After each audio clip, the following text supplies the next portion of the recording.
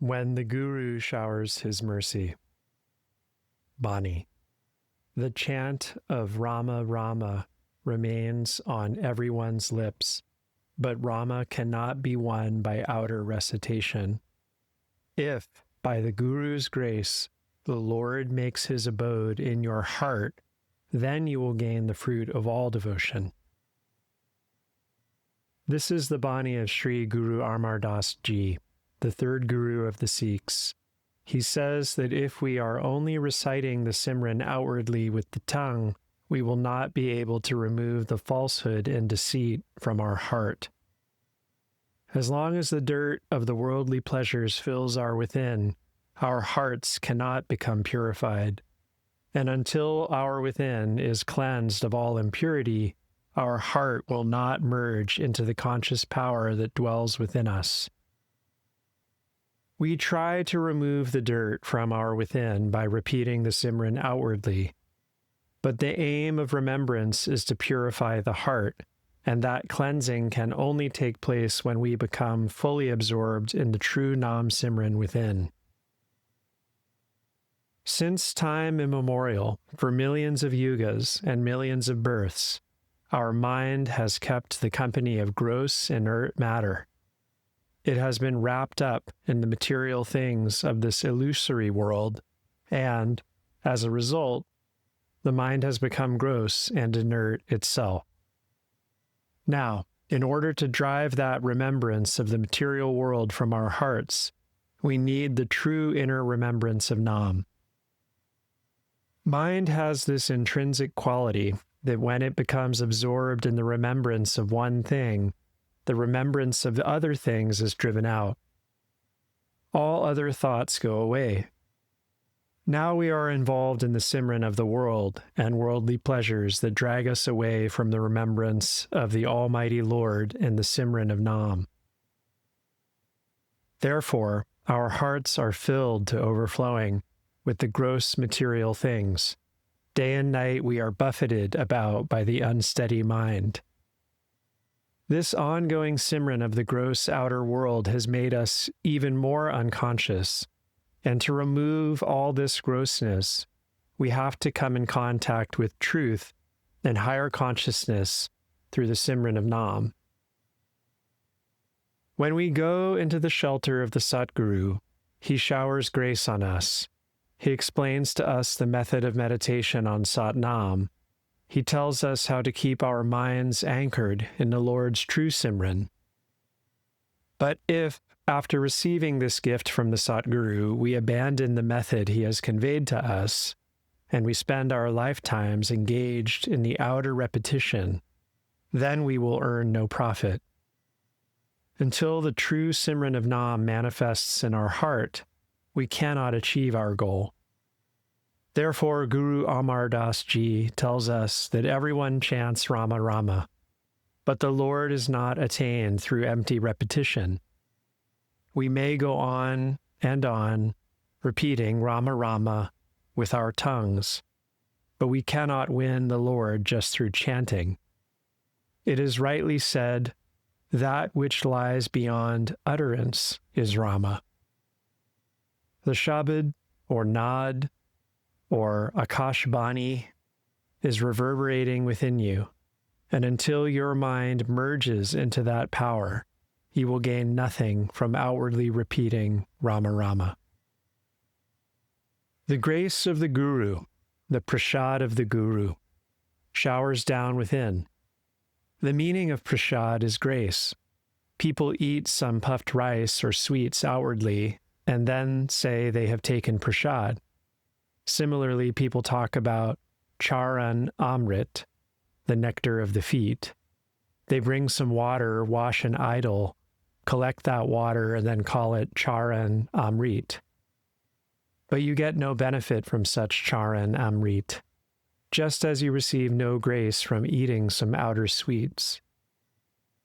So Guru Amar Das tells us, when the Guru is gracious, he comes to dwell in your heart. When we perform the practices enjoined by the Guru and prepare ourselves, then his grace manifests in our within, and our soul becomes one with the Nam. The Guru's grace is the true prasad. Bani. The devotees who enshrine love for God within the mind never forget the Lord. They continually sing the Lord's name, Hari Hari, with the tongue of thought. Whoever has attached their attention to that true love within, they can never forget it. The true love resides within, and if that love becomes manifested even one time, it will never slip away from our remembrance. Love is the most attractive power. Nothing can equal it, not the intellect, not the mind, not the outer wisdom. Within us, that true love is dwelling. Love is the form of the Almighty Lord. The soul is love, and love is the Guru. So he tells us that when that real love, or vira, the pain of separation from the beloved, appears in the within, how could it ever be forgotten? When that love manifests, then our soul remains united with the do not muck, the inner sound, day and night. We cannot bear to become separated from that Nam for even the fraction of a second. Now we are so bound to mind and Maya that we can never forget them.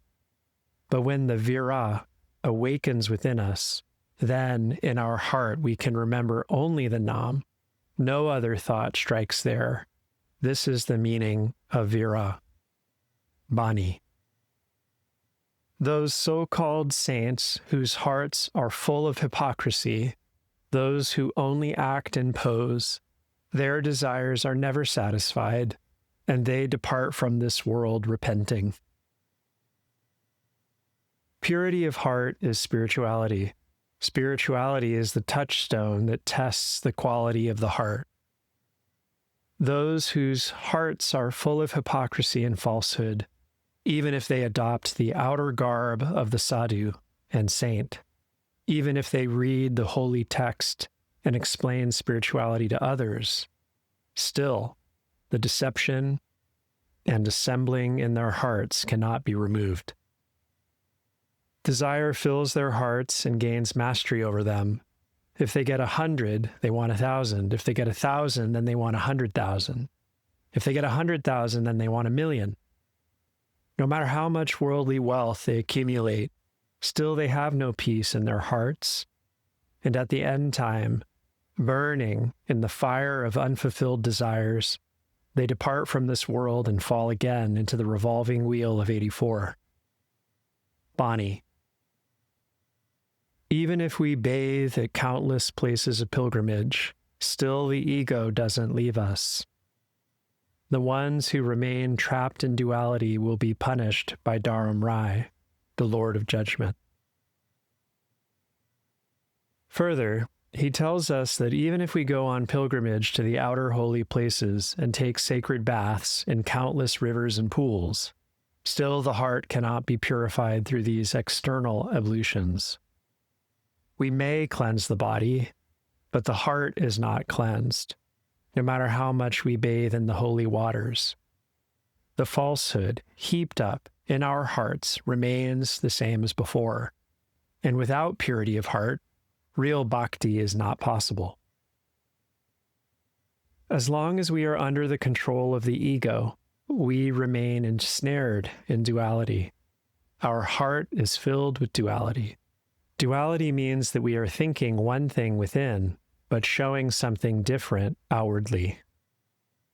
Many people write books and commentaries on Dvaita, or dualism, Advaita, non-dualism, or Vashishta Dvaita, qualified non-dualism. Bookish knowledge is all theoretical, but we can experience duality and non-duality at work within ourselves. In the depths of our heart, we are one thing, but outwardly we pretend to be something else. And as long as egotism dominates our within, we cannot free ourselves from this duality. and in the end we are turned over to the angels of death. Now, what is the root of spirituality? To rise above all dualism and to merge into unity. When we become firmly established in unity, then all egotism disappears. When all desires are left behind and the soul achieves liberation, then we enter into the realm of truth, and all our sorrow is left behind. Bani. When the Guru showers his mercy, the soul meets the Lord. Only a few rare Gurumukhs understand him. Now, what does he tell us? When we have great good fortune, the Lord manifests in our heart. Only a few rare Gurumukhs achieve this state. Thousands, even millions of devotees come into the satsang and take the Nam initiation, but only a few rare ones emerge as Gurumukhs. Not everyone is capable of grasping this subject. Therefore, Kabir Sahib often ends his verses with the line, Kabir says, listen, O brother Sadhu. He never addresses his verses to those who are following the path of the mind. Whoever is practicing the meditation wholeheartedly and is determined to achieve liberation in this lifetime, Kabir Sahib is directing his teachings to them. Therefore it is said, out of millions, only a rare one takes to the meditation of the Lord. The Gurumukhs are rare. Out of millions, you will find only a few who have achieved the highest status. All the rest of the disciples stumble along, falling down and getting up again as they make their way along the path Godward.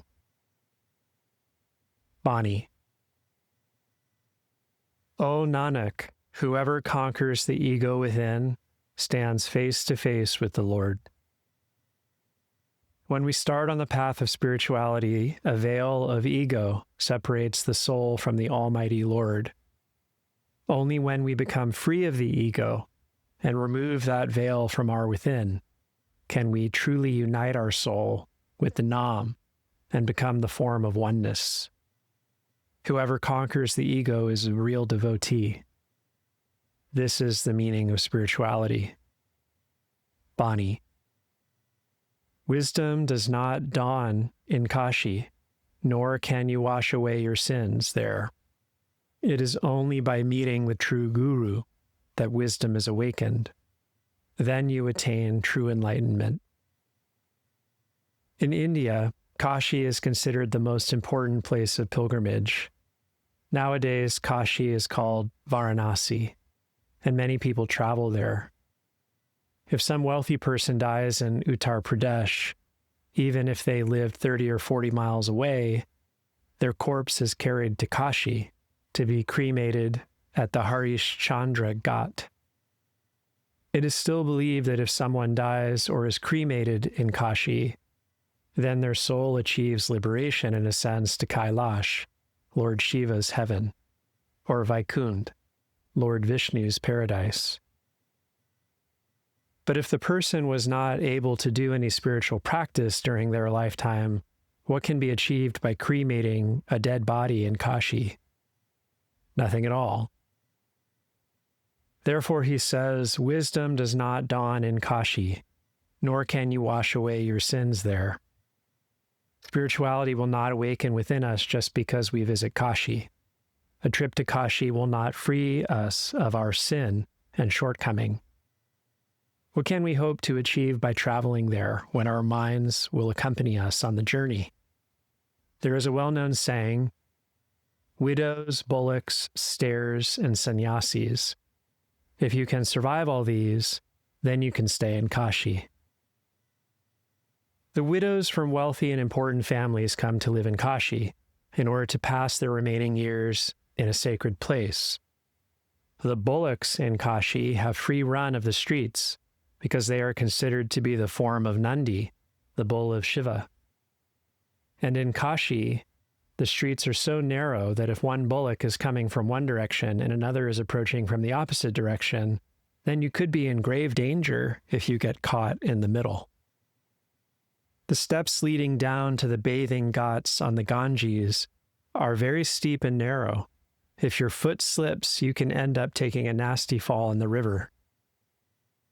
So if you manage to save yourself from these 3 dangers, you still have to deal with the sannyasis. They are sitting everywhere, displaying their spiritual wares. One accosts you saying, "Come over here and accept my teachings." And the next one says, "No, come over here and I will instruct you."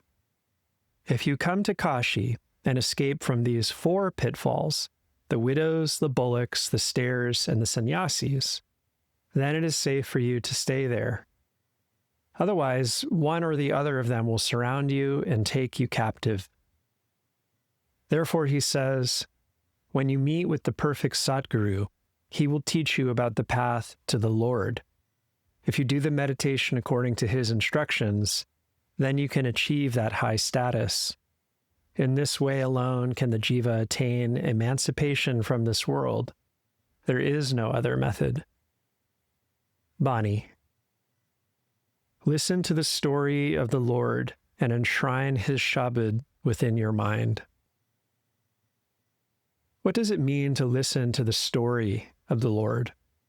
You should listen to the Shabad, the inner voice that is reverberating within you.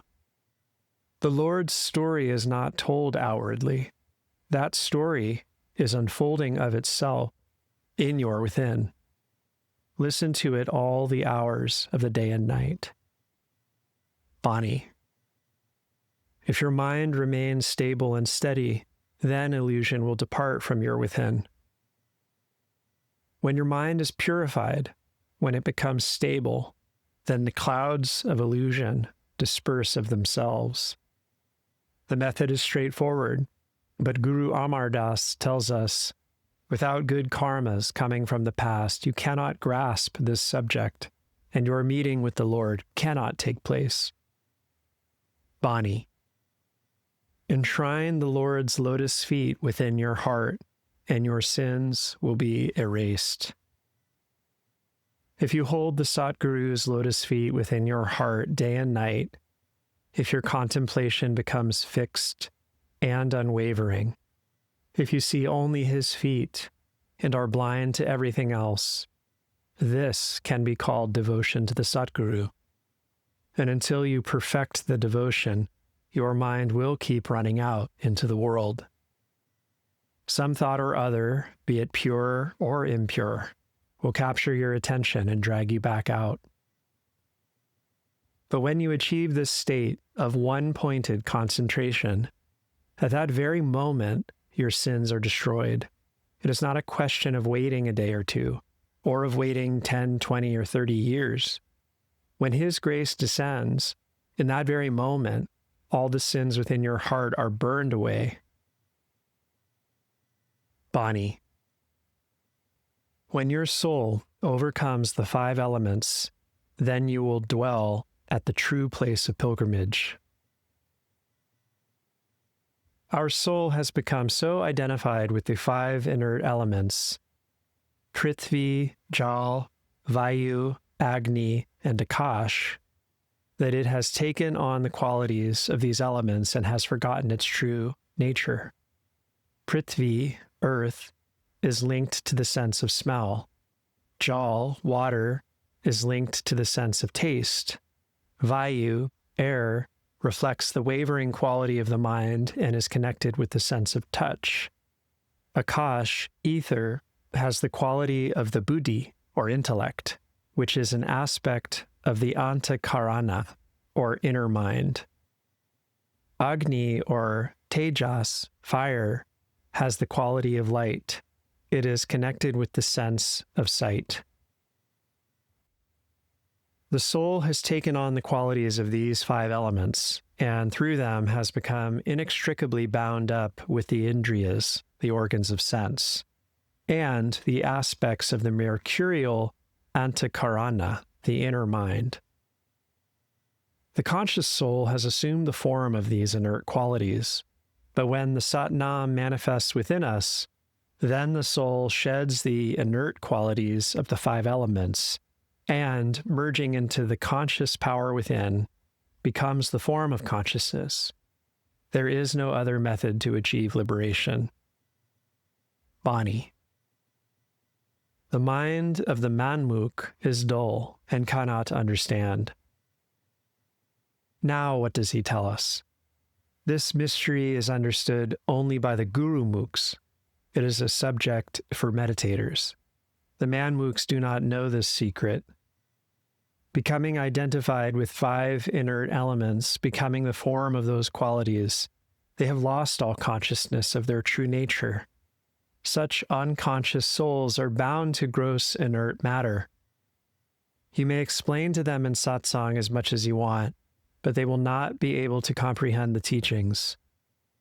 In Marathi, it is said that means that the sanskaras developed in our previous lives shape our present incarnation. Unless those noble qualities were the result of our past deeds, how else could we have acquired them? Bani. They do not understand the Nam of the Lord.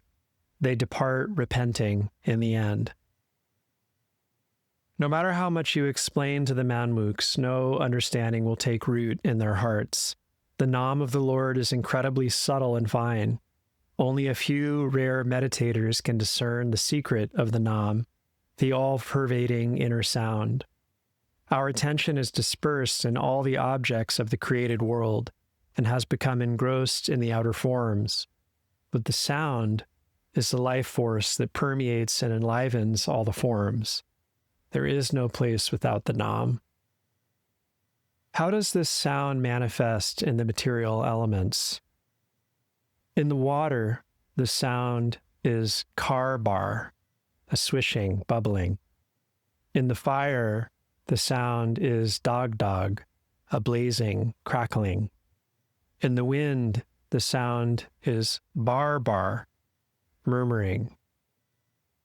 The subtle element of ether pervading throughout space produces a pure resonating vibration. The sound of earth is a concatenation of the sounds of all the elements. The sound of Shabad is only one, but when that Shabad reverberates in the different substances, it produces different sounds according to the elements composing those substances. The Shabad itself does not change. The Shabad is only one and dwells in every heart. Shabad is the support of our lives, but the manmukhs cannot perceive such a subtle truth. If we ask them if they have attended the satsang, they will reply, "Yes, we went there." And if we ask them about the discourse, they will tell us, "It was very nice." So they take this much from the satsang. But if we consider the matter carefully, we will see that understanding the subtle nature of the Nam is the essence of satsang. Until we gain that understanding, we cannot meet the Almighty Lord. Bani. This mind contains the sacred city of Kashi and all the places of pilgrimage. Within the mind, we find the Smritis and all the holy scriptures. The true Guru has explained this. When the mind concentrates within, when we do the unbroken meditation according to the instructions of the Satguru, then we will discover that Kashi and all the sacred places of pilgrimage already lie within us. Bani. The 68 places of pilgrimage reside within the devotee whose heart is filled with the Lord. In India, there is not just one holy place of pilgrimage. There are 68. If the devotee does the Simran of Nam constantly, day and night, then all the places of pilgrimage will manifest in there within. Bani. O Nanak, when we meet with the true Guru, the Hukam is revealed, and the one Lord comes to dwell within us. Whatever pleases you is true. Your devotees remain absorbed in the truth. Now what does he say? When we meet with the perfect Satguru, we contact the true Nam and experience the Lord's hukum. We merge into the Lord and become his very form. The Lord is the form of truth, and we also become the form of truth. End quote. Prasad means grace, and it is through the Guru's grace, or prasad, that the inner light drives this darkness away. But how far have you succeeded in winning the Guru's grace? You make the halva, praise the names of all the Gurus, and eat that halva, understanding it as the Guru's prasad. But what about the inner prasad of the Guru? When you rise above the outer rituals of Maya and become firm in the inner meditation, then you receive the true prasad, the Guru's grace within. When you are blessed with this true grace of the Guru, then your heart is flooded with dazzling light, uniting you with the form of oneness. You become oneness.